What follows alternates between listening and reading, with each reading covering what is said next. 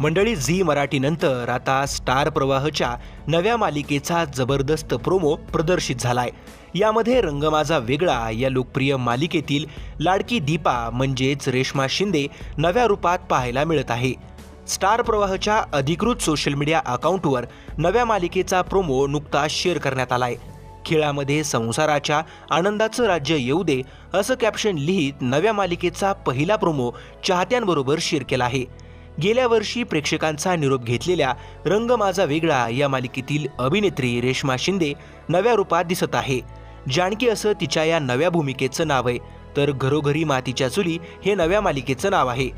या नव्या मालिकेच्या प्रोमोवर कलाकार मंडळींसह चाहत्यांनी भरभरून प्रतिक्रिया दिल्या आहेत। तसेच नव्या मालिकेचा जबरदस्त प्रोमो पाहून प्रेक्षकांमध्ये उत्सुकता वाढली आहे।